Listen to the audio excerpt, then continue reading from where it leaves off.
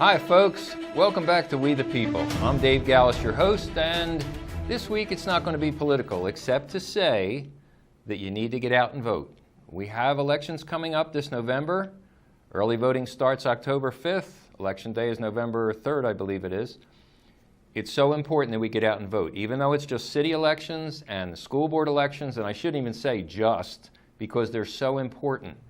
If you're not happy with the way the politics is running in Las Cruces, Doña Ana County, New Mexico, and the country, you need to get out and vote. And the most important races are the ones coming up. We have 3 strong conservative candidates running for city council and 3 strong conservative candidates running for school board. We also have at least 2, maybe 3 people running for soil and water, which is very important as well. So please, whatever you do, realize that your vote is so important. So get out early and in person is the best way to ensure that your vote counts and counts correctly. Okay, I'm done with politics for now. I'm going to talk about something that's very dear to my heart. When I guess I was about 60 at the time, I started to get this bug that I wanted to sail around the world. Well, at least sail, and I came up with the idea that I'm going to sail to South America.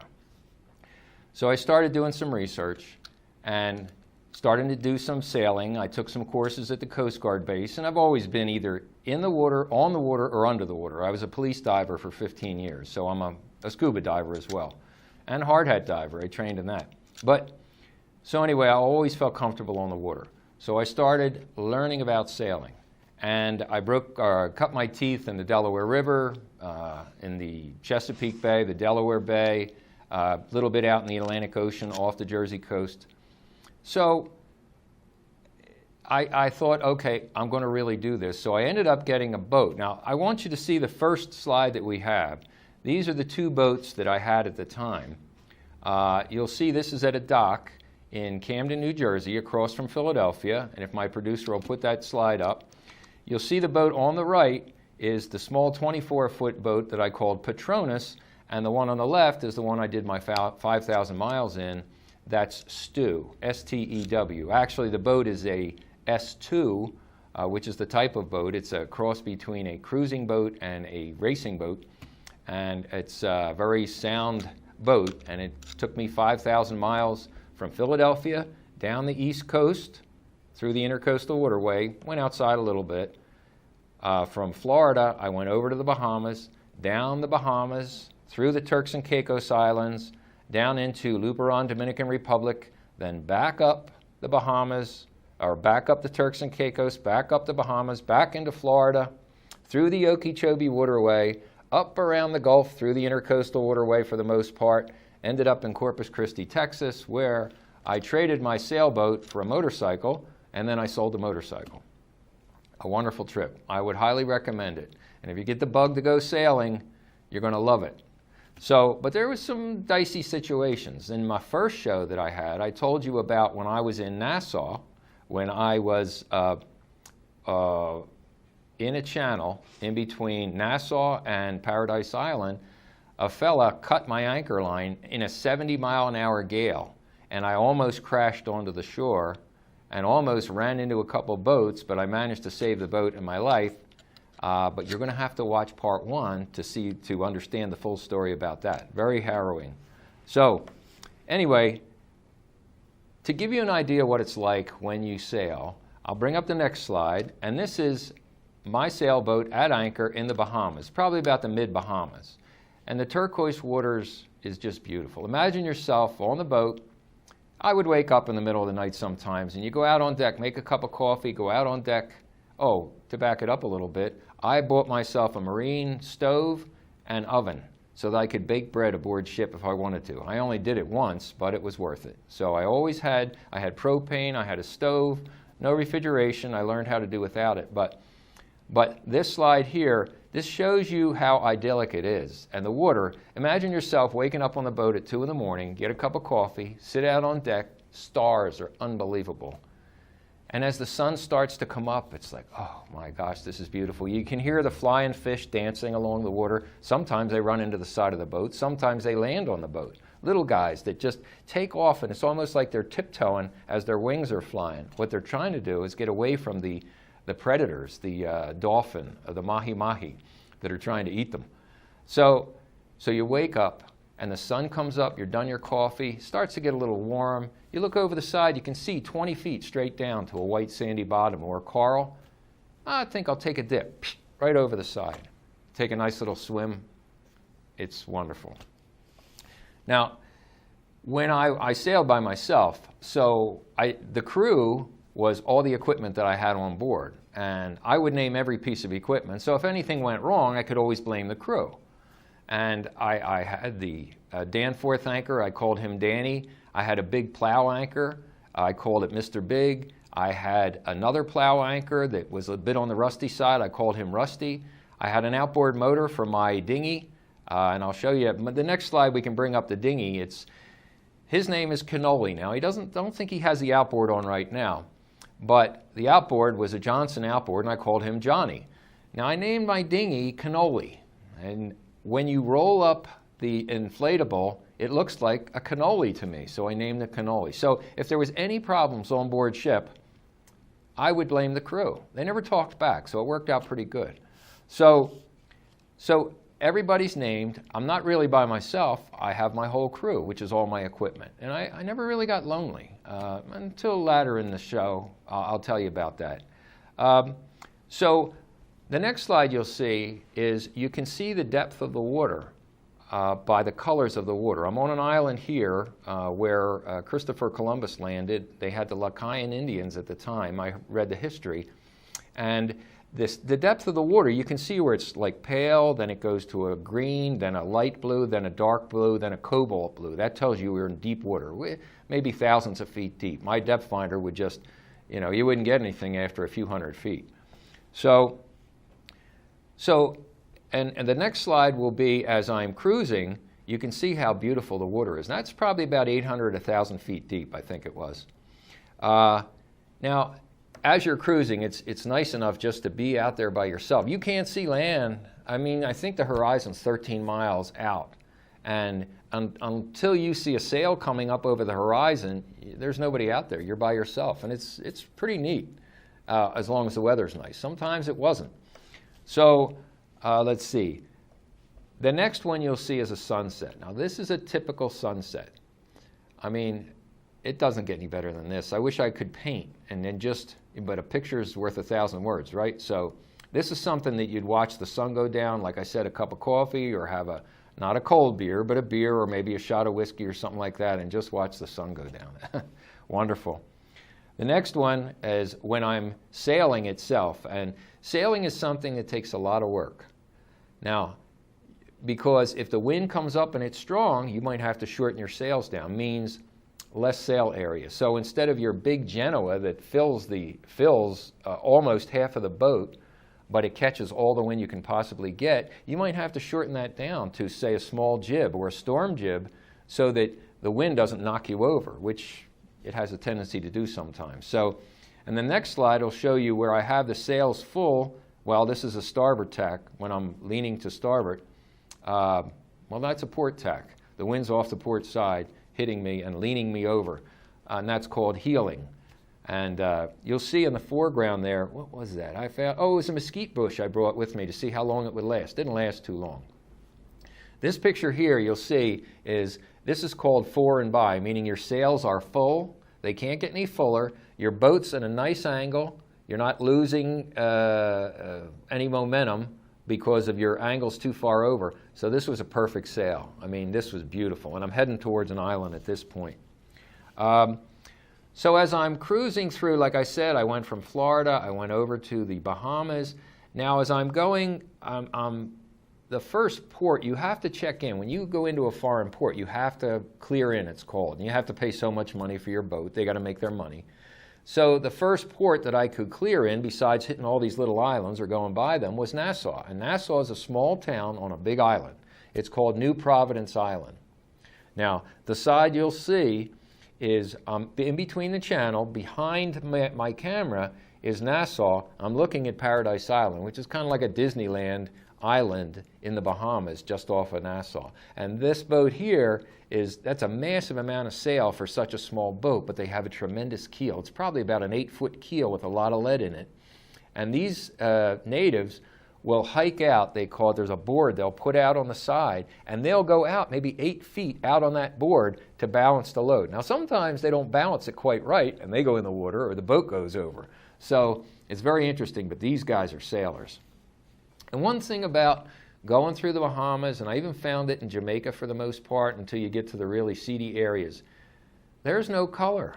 I was a white guy showing up in a black world.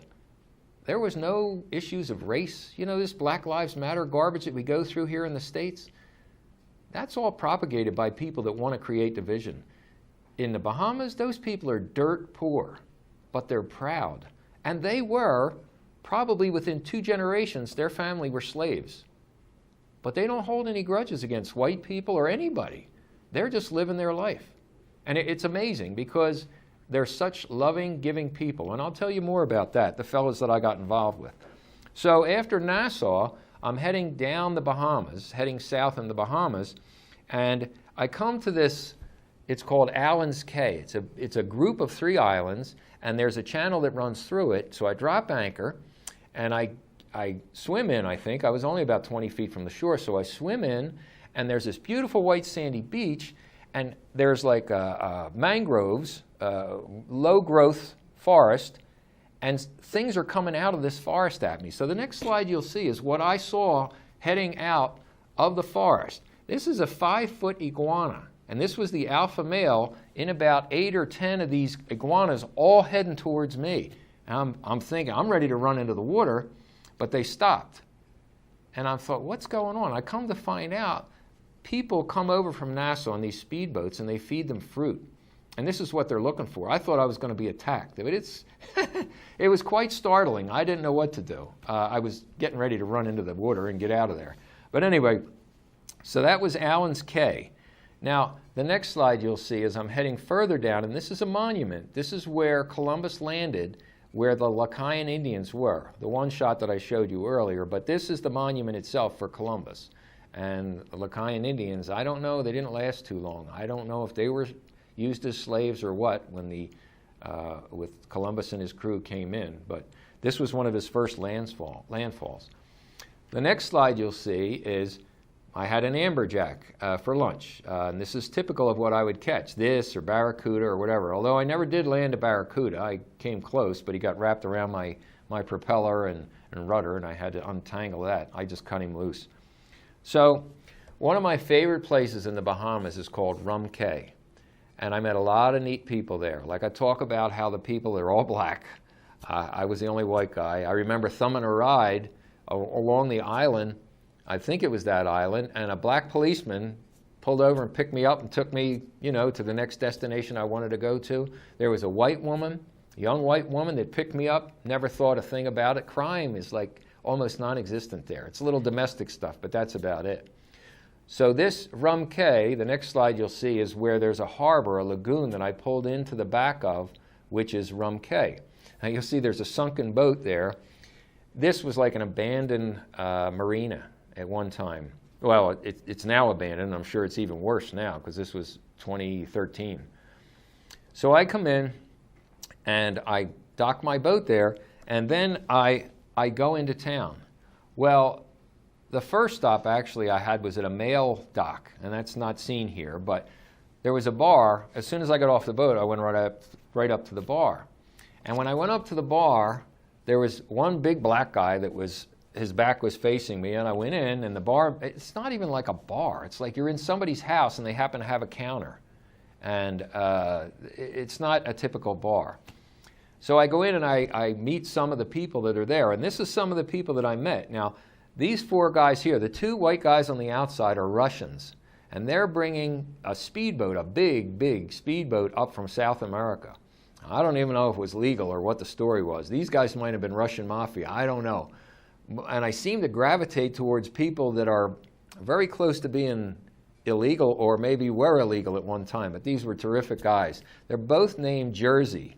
That seems to be a typical name in Poland and Russia, but they're both named Jersey. Oh, they're Polish, I'm sorry. I said Russian, but they were bringing this boat up for a Russian guy, and they're Polish. And then the 2 black fellas, the one fellow in the foreground, his name is Marco, and the young fellow behind him is named James.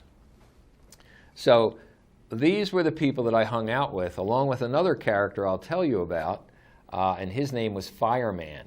Interesting name that he had. He got that name because he would set fires when he was a kid. So he was started in the life of being a criminal, a soft criminal, when he was a child. But we'll be back in a couple of minutes and I'll continue the story, and there's one very interesting thing you're going to want to hear about when I almost didn't make it. Okay, be back in a minute, folks.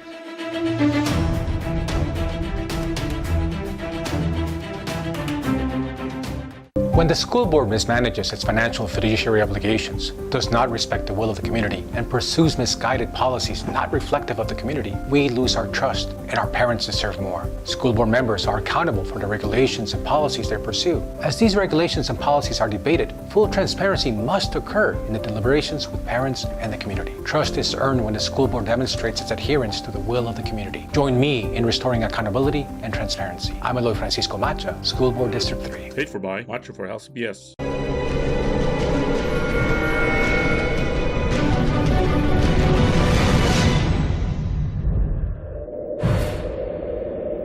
If your loved one has passed away due to COVID-19, pay close attention to this message. You could be entitled to a death benefit of over $300,000. The U.S. government has set up a fund to pay families relief if they've lost a loved one due to COVID-19. The compensation includes a death benefit and lost wages benefit. Time is limited, so we urge you to make a free phone call right now. There's no cost to you for this claim. That's 866-372-3669.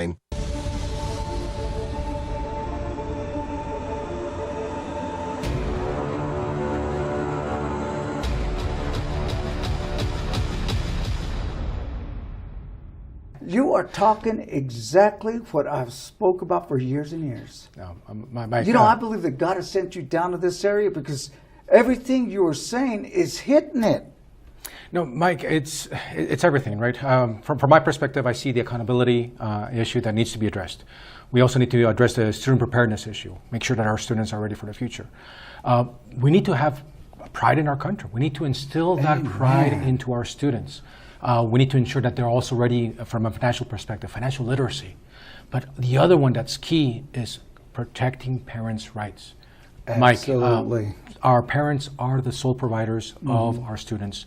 They are the ones that have sole authority from our values, from our morals, into our students. The state does not. The education system does not. We need to ensure that that's sacred ground, Mike. Absolutely. We have to respect that. As your school board representative, I will be your voice and will respect your right as a parent in the choices you make for your student.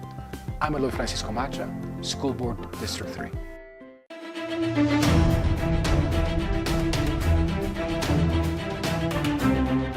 Hi folks, welcome back to We the People. I'm Dave Gallus, your host, and this week and last week I'm telling you a story about my 5,000-mile journey by sailboat from Philadelphia on the Delaware River to Florida, through the Bahamas, Turks and Caicos Islands, Luperon, Dominican Republic, back up across the Bahamas into Florida again, Okeechobee Waterway across the central part of Florida, up around the Gulf, where I ended up in Corpus Christi, Texas, where I traded my sailboat for a motorcycle and then sold the motorcycle. Anyway, when we ended at the last segment, I was showing you the picture of these four guys that I hung out with when I was down in Rum Cay.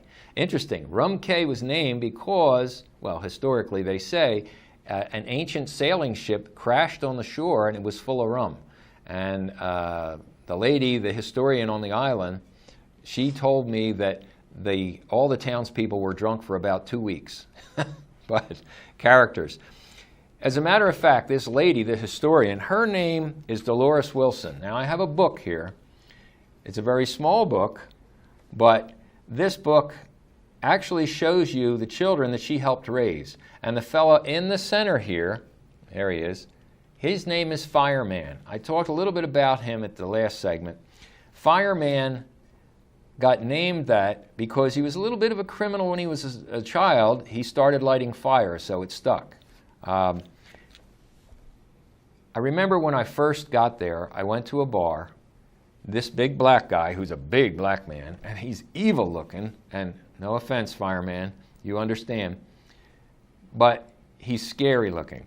And when his back was to me, I just talked to the folks and I said, hey folks, I said, I'd like to get into town. What?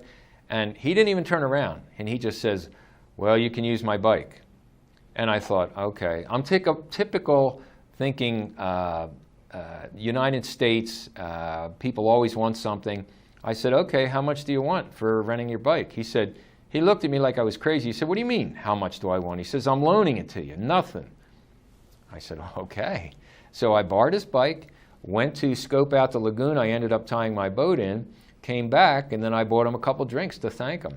But firemen and I hit it off very well. For some reason, I connect with people that are former criminals or have dicey backgrounds. The one fella was running drugs, and he did federal time in a federal penitentiary, and I met him in Solomon's Island in Chesapeake Bay. Well, firemen here, like I said, he was a bit of an arsonist when he was a child, and he was always like on the outskirts of the law, even now as an adult. But we got to talking and we're drinking, and he said, you want to go out crab hunting? And I said, well, okay, sure. I thought, okay, we're going to use my boat. He said, no, this is land crabs. I said, you hunt crabs on land? He says, yeah. So, okay. So he took me out. Now, we'd be walking down this road. We started at night, and then the next day we did daytime crabs. And the reason we were doing this was because we were collecting crabs because they were going to have a feast. One of the favored sons that grew up in Rum Cay and moved to Nassau, Junior, he passed away. So they were bringing Junior back on a barge, in one of the barges, and they were going to have a celebration. The townspeople actually dug the hole where they were burying Junior, and they would prepare his body and have this big celebration, a memorial for Junior. So Fireman and I are going to go out crab hunting. Well, he tells me, you hold the bag. So we're walking down the dark, very dark, and it was mosquitoes there at the time. I remember slapping them away, holding the bag, and I'd be standing, walking next to Fireman, and then all of a sudden he'd dive into the brush. Just dive into the brush. And I'd say, what? And then I hear him saying, ow, ow, ow, ow, ow, ow. And I said, what the heck's going on? And he comes out with this humongous crab. And the next slide, I think, will show you a picture of Fireman. Now, it's not a great picture, but Fireman has got this evil look. I mean, I've stared down some real criminals in North Philadelphia when I was a policeman, and he's about one of the scariest I've seen. And he's holding this crab in front of him that has a claw that's probably about 4 inches long. And what he would do is he would stick his hand inside of a hole all the way to his shoulder, and he would let that crab bite on his finger, and then he'd grab the crab and pull the crab out. So he did this quite a few times, and he's coming out with these big crabs with these claws, and I'm holding the bag like, well, okay, yeah, good. And the crabs would get in the bag, and they're trying to climb up the bag, so I'm shaking them down. And after he did this quite a few times, I'm thinking, I hope he doesn't expect me to do this.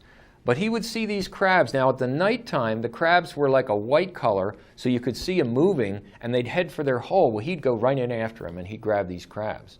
And the next couple slides you'll see, these are the crabs in these boxes. And I don't know if you can see the claws. They're massive. I even told him after that night trip, I says, Fireman, because you could see he had scars all over his fingers from these crabs biting him.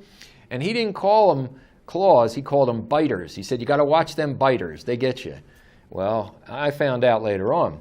So I gave him this glove that had like a leather, a gauntlet, I guess you would call it, a cuff. So Fireman would put the glove on, and I still have the glove. It's got an indentation. The darn thing had to be about half the length or 3/4 of the length of his wrist. So Fireman, the next day, he said, we're going to go out day crab. And I says, okay, we go out day crab. And now they're different colored crab. They're black crabs now. And you can't, they're not out of their holes. So you got to find their holes, and then you go in right after them. So I'm saying, and so he says, hey, Dave, why don't you go grab a crab? I said, all right. Well, I would go in, but I was afraid to do this. And I got my arm, I'm reaching. All of a sudden, something bites me. I pull my hand out. He said, no, man. He said, you got to let that crab bite on your finger, and then you got to bring him out. Well, I was like, I was like a little kid. Well, the one time was funny because he's behind me here. I get my finger in there. I'm getting my courage up. When that crab bites a hold of me, I didn't try to grab him. I just whipped my hand out so fast that that crab didn't have a chance to let go, and the crab come flying out of the hole and hits him. So anyway, that was a great experience. And again, these people just welcomed me like I was a favored son. And this book tells the whole story about Rum K, and written by Dolores. One time I'd look over at Dolores and she's smoking a joint over there. This was in 2013. Maybe that's a secret to longevity for her. I don't know. But I met so many neat people. And let's see, my time's getting short. The next slide you'll see, okay. The next slide you'll see is there's sharks. Fireman again, he never had a fishing pole. So I hooked up this fishing pole, and there were sharks coming in because the people were cleaning fish and they would throw the guts of the fish over. So we hooked up some of the dead fish. Fireman lit into one of these 8-foot nurse sharks, and it'd like to pull them right off the dock. Well, it stripped all the line off the reel and we cut the line. The next thing, let's see, okay, this is Big Sand K. I left here and went to Dominican Republic from here. And it's an 80-mile overnight trip, which is a little scary at night. But it was 80 miles across. Let's see, the next, Luperon wasn't a nice place. This was me coming back.